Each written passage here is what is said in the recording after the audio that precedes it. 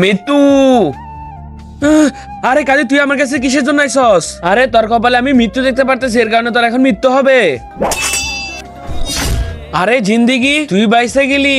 এই দাঁড়া, তোর এখন মৃত্যু হবে, তুই এখন প্রস্তুত হয়ে নে। কিন্তু তুমি আমাকে মারবে কেন?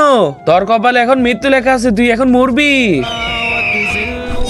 আরে মৌলানা সাহেব, আমাকে বাঁচান, না হলে এ তো আমাকে মেরেই ফেলবে।